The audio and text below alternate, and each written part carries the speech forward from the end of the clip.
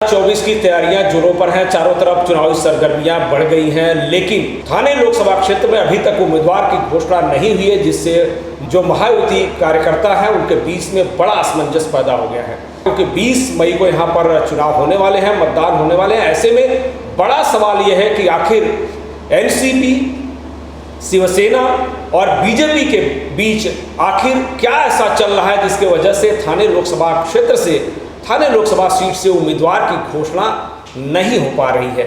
ये तमाम सवाल हैं जिसका हम जवाब आज जानने का प्रयास करेंगे। इस वक्त हमारे साथ मौजूद हैं एनसीपी के नवी मुंबई जिलाध्यक्ष और सिडको के पूर्व चेयरमैन, वरिष्ठ नेता नामदेव भगत साहब। भगत साहब, आपका बहुत बहुत स्वागत है।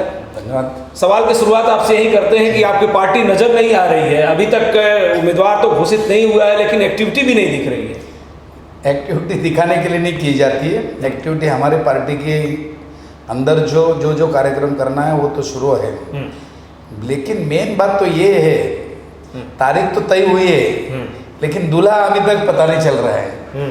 तो दूल्हा एक बार फिक्स होगा तब अपने को और इंटरेस्ट आ जाएगा। नवी मुंबई में जो कोई अपना शिवसेना, शिंदेगढ़ जो है या भारतीय जनता पार्टी है, कोई राह देख रहे कौन उम्मीदवार हो रहे। उम्मीदवार होने के बाद वो लोग जब बताएंगे तब हम लोग प्यार बांधकर तैयार है पीछ पे जाने के लिए, लड़ाई करने के लिए, चुनाव जिताने के लिए हम लोग रेडी है। जो हमारी ताकत है नवी मुंबई में, हमारे जो अजित दादा का नेतृत्व में जो हमारा राष्ट्रवादी है, वो हम लोग तो रेडी है। हम जो हिसाब से जितना मेहनत करना है, मदद करना है, पार्टी काम करना, हम तो रेडी है। अब आपने कहा कि दुल्हा तय नहीं हो पा रहा, वजह कहाँ है, कहाँ पर ऐसा पेच फंसा है जिसकी वजह से ये जो चुनावी दूल्हा है वो तय नहीं हो पा रहा है? ये सीट अभी बीजेपी या शिवसेना, शिंदेगढ़ उनको देने का तय हुआ है। वो तो शिंदे साहब और फडणवीस साहब और हमारा अजित दादा, ये तीनों बड़े नेता हैं, वही बता पाएंगे। मैं तो छोटा एक कार्यकर्ता हूँ। मुझे लगता है कि जल्दी से जल्दी उम्मीदवार अपना घोषित होना चाहिए, उसका काम चालू होना चाहिए, क्योंकि सामने जो हमारे अपोजिशन में जो खड़े हैं उनका काम चल रहा है, चालू हो रहा है, उनका उम्मीदवार तय है। 1 महीने से ही प्रचार चल रहा है, उनका मीटिंग चल रहा है। तो कम से कम उम्मीदवार जो कोई होगा तब देखेंगे, लेकिन इंटरनल पार्टी की जो कम से कम, हम लोग तो पूरा मतदार संघ की बात नहीं कर रहे, लेकिन नवी मुंबई की जो 3 मुख्य जो पार्टी है, जो शिंदेगढ़ या अजित दादा गढ़ या बीजेपी, तो उन्होंने कम से कम 3 जिलाध्यक्ष तो मीटिंग होना चाहिए, लेकिन वो नहीं हो रहा है। तो उसका क्या कारण है हमें पता नहीं। हम तो हर दिन सोचते हैं, आज नहीं, कल नहीं, सुबह, दोपहर, शाम कभी तो फोन आएगा मीटिंग का, लेकिन वैसा नहीं हो रहा है। लेकिन वो हिसाब से हर एक आदमी सोचता होगा कि जब उम्मीदवार हमको मिलेगा तो हम काम करेंगे। हम लोग राह देखेंगे और हमारा कोशिश रहेगी कि हमारा जो महायुति का उम्मीदवार है उनको चुन के लाने के लिए जो जिम्मेदारी होगी हम निभाएंगे। नहीं तो अगर आपको मौका मिले तो आप चुनाव लड़ेंगे? हमको बोलते थे तो हम भी रेडी थे। मैं चैलेंज स्वीकारने के लिए कभी भी तैयार रहता है, लेकिन चैलेंज होना चाहिए। देखो, मैं अभी 10वीं तक पढ़ा हूँ। मैं चैलेंज स्वीकार जब छोटा था तब सोचा था मैं बड़ा बनेंगे तो मैं स्कूल खोलूँगा, कॉलेज खोलूँगा। खोल दिया ना, स्कूल बना दिए ना। मैं सिडको में छोटा कॉन्ट्रैक्टर था, तो हम लोग बिल देने के लिए, हमको तो अलग सोचते थे वो लोग, ये छोटा कॉन्ट्रैक्टर है, हमको दरवाजे के बाहर बिठाते थे, मतलब कैबिन के बाहर दरवाजे पे बिठाते थे। हमने वो टाइम भी सोचा था मुझे ये सिडको का मुझे डायरेक्टर बनना है। हमने 88 की बात, 85 की बात थी, मैं बन गया इधर 2008 में। तो ये चीज़ है, जो मतलब अपन सोचते हैं वो करना है। मुझे मौका देता तो मैं खुद लड़ता था। अभी भी कोई बोले कि भाई नहीं कोई है तो हमें तुमको लड़ना है, तो हम तो तैयार हैं। लेकिन ये चीज़ हमारे पार्टी का ये हिस्से में नहीं है। ये देरी की वजह से आपको क्या लग रहा है, क्या नेगेटिव इम्पैक्ट हो सकता है? देरी के वजह से नुकसान होगा। जब एक आदमी दौड़ चालू होती है, दौड़ने की जब चालू होती है दौड़ने की, तो एक आगे चल के निकल गया समझो, तो यहाँ से लेट चालू करेंगे तो उसको डबल दौड़ना पड़ेगा। बिल्कुल। अभी प्रचार जो चल रहा है सामने, तो अपना प्रचार डबल करना पड़ेगा। तो मुझे लगता है कि कोई भी उम्मीदवार हो, जो मजबूत उम्मीदवार हो, उसको नाम घोषित करना चाहिए और काम स्टार्ट करना चाहिए। जो घटक दल हैं, चाहे बीजेपी हो या एकनाथ शिंदे की शिवसेना हो, वो एनसीपी को कम से कम नवंबर स्तर पर भी नहीं पूछ रही है, नहीं कोई कांटेक्ट कर रही है। दूसरी तरफ टिकट को लेकर अभी तक का खींचतान चालू है। तो ये माना जा सकता है क्या कि महायुति में सब कुछ ठीक नहीं चल रहा है? भले ऊपर से दिख रहा है सब ठीक है, ठीक नहीं चल रहा है नहीं बोल सकते अपन, लेकिन ऐसा करने से नुकसान होता है, ऐसा करने से नुकसान होता है। और नुकसान इस बात का बोल रहा हूँ, एक अपना नागपुर की एक एमएलए सीट थी, वो मुझे लगता है 6 वोट से हारे थे अनीस अहमद। अच्छा, तब पता चला होगा कि 6 वोट की वैल्यू क्या कीमत क्या है। बिल्कुल। इधर अपना नवी मुंबई महापालिका क्षेत्र में नाइक फैमिली है, सिंधुताई नाइक और अरविंद नाइक। तो एक उनमें से दोनों का मुझे याद नहीं कौन किसको कम, लेकिन एक बार 2 वोट से हारे थे, एक बार 1 वोट से हारे थे। तो ये सोचना चाहिए कि राष्ट्रवादी यहाँ जो अजित पवार साहब के नेतृत्व में राष्ट्रवादी नवी मुंबई में है, तो हमारे कुछ तो वोट है। बिल्कुल। मैं खुद खड़ा था अपक्ष, तो मुझे 15,000 15,500 वोट मिला था। मेरे नाम से कोई खड़ा किया था 3 नामदेव भगत, तो उनको कुछ वोट गिरे थे। तो ये सब चीज़ है, तो कोई भी किसी को कम नहीं मानना चाहिए। एक वोट भी महत्व रहते। पूरा केंद्र सरकार रामचंद्र ठाकुर का 1 वोट से हार गई थी, सरकार गिर गई थी। तो जो है उनको हम कम नहीं लिखना, लेकिन यहाँ नवी मुंबई की हालत ऐसी है, मैंने लास्ट टाइम बताया था, नवी मुंबई को बचाओ, नवी मुंबई के बचाने वाला एक खासदार बनना चाहिए, क्योंकि इधर नगर पालिका माई बाप अपना खिलाफ है, लोगों के सिडको खिलाफ है, एमएससी खिलाफ है, पुलिस के कुछ लोग अच्छे हैं, लेकिन बहुत सारे लोग भी परेशान करते हैं। तो नवी मुंबई को बचाना चाहिए। जैसे आपने कहा कि कोई भी ऐसा कैंडिडेट होना चाहिए, कोई भी सांसद बनना चाहिए जो नवी मुंबई का भला कर सके, नवी मुंबई का लोगों का भला कर सके। आपकी नज़र में कौन दिख रहा है अभी कि जो नवी मुंबई का भला कर सकता है? देखो, ये बहुत कठिन सवाल आपने किया। इसका आंसर देना मुझे लगता है कि आज कुछ बवाल मचा सकते हैं। ये राजनीतिक अध्यक्ष करके मैं ये पार्टी का हूँ, मैं आंसर नहीं दे सकता हूँ, लेकिन आप मेरी अलग से मुलाकात, जब पब्लिक में मुलाकात लेंगे तब इसके बारे में मैं जरूर बोलूँगा, और तब ये लोग मुंह दिखाने लायक नहीं रहेंगे।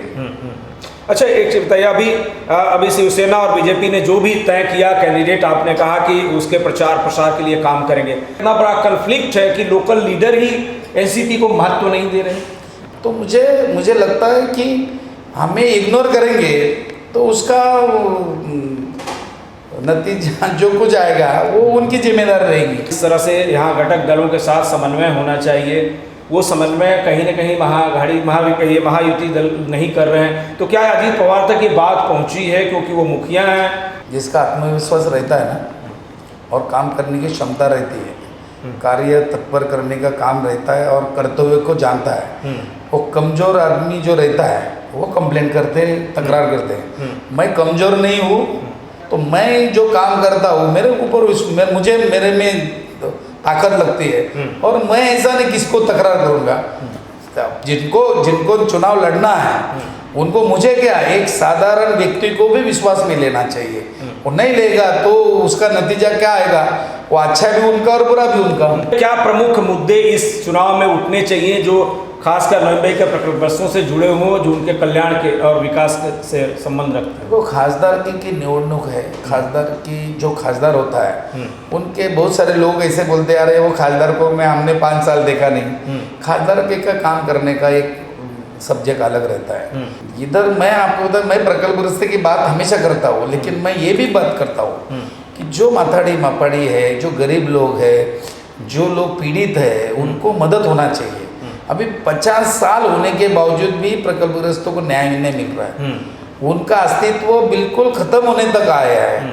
कुछ लोग हमारे, कुछ नेता लोगों का आदर्श लेके चलता है, लेकिन नवी मुंबई में जो परिस्थिति है उससे बेहतर खराब परिस्थिति इधर आने वाली है। विकास के मामले में राजन विचारे कहाँ नजर आ रहे हैं? जो एमपी करके जो काम है, लोगों को मैं वही तो बताना चाह रहा हूँ कि आमदार, खासदार, नगर सेवक, ग्राम सेवक, ग्राम पंचायत सदस्य, सरपंच, इन लोगों का अलग अलग काम है। देखिए आपने बताया कि जनता बोलती है कि उनको वो नज़र में नहीं आए और उनको देखा नहीं, कुछ काम किए नहीं, वो जनता तो वोट डालने वाली जनता है, वोट डालने वाली जनता है तो जनता तय करेगी किसको करना है। तो अच्छी बात है कि उन्होंने कुछ किया नहीं तो लास्ट में कौन काम किया क्या नहीं किया जनता जनार्दन तय करेगी। चलिए आपने एक इच्छा जताई कि अगर आपको मौका मिले तो आप लोकसभा चुनाव लड़ सकते हैं। आपको लगता है कि जिस तरह से एकनाथ शिंदे और बीजेपी के बीच में अपना वर्चस्व कायम रहे, अपना उम्मीदवार बने, इसकी जो खींचतान चल रही है, इस बीच में अगर एनसीपी के तरफ से, अजीत पवार गुट की तरफ से अगर कैंडिडेट दे दिया जाए तो इस विवाद का हल हो सकता है? मैं तो पहला बताऊंगा कि पहला चांस आनंद परंजन साहब को मिले, उन्होंने वो नहीं रहते समझो तो हमको चांस देगा तो हम लड़ाई करने के लिए कभी भी रेडी है।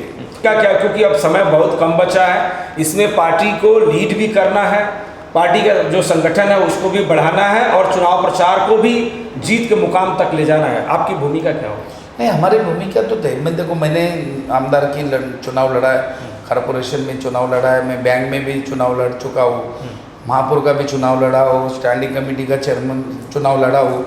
धोखा बहुत लोगों ने मुझे धोखा दिया तो भी धोखे देने वाले और भी जो कुछ है, लेकिन ये जो चुनाव में जो कैंडिडेट आएगा उसके लिए हम लोग हमारे तरफ से हम धोखा देने वाले से नहीं। एक तो हमको नहीं काम करना होगा तो हम इस्तीफा देंगे, दूसरा जगह पार्टी में जाएंगे, लेकिन हम धोखा नहीं देंगे, हम गलत नहीं करेंगे कोई चीज़। हमको उम्मीदवार अच्छा मिलता है, हम हमारा तरफ से जो कोई है, देखो चुनाव चुन के आने वाला उम्मीदवार देने का काम किसका है?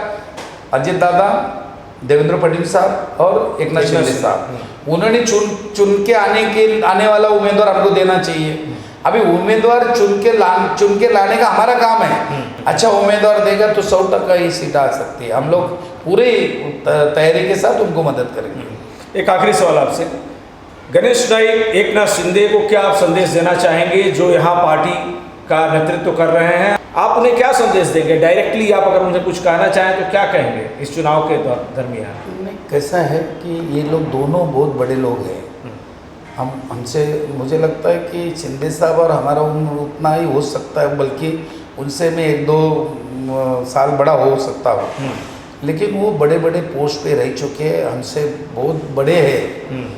नाइक साहब को तो हमारे से उम्र में मुझे लगता है कि 12-13 साल हमसे बड़े हैं और बड़े बड़े पोस्ट पे वो लोग ने काम किया है, उनको हम सलाह दे नहीं सकते। नहीं, मैं संदेश की बात कर, संदेश भी देने का इतना बड़ा मैं नहीं समझता हूँ, लेकिन मैं तो जिलाध्यक्ष हूँ, मैं तो बोलता हूँ हमारा राष्ट्रवादी का छोटा कार्यकर्ता भी है, उसको भी विश्वास में लेना चाहिए। और हमने हमारा कार्यकर्ता जो है उनकी मीटिंग ली है और सबको बताया, हमारा लिस्ट भी तैयार है, महिला अध्यक्ष हो, युवक अध्यक्ष हो, हमारा पेरेंट्स कमेटी हो या और भी संगठन के हमारे जो अध्यक्ष है, तो उनकी हमारे मीटिंग हुई है और हमने तय किया है कि महायुति का जो उम्मीदवार रहेगा उसका हम काम करेंगे और वो जल्दी चुन के आने वाला उम्मीदवार उन्होंने देना चाहिए।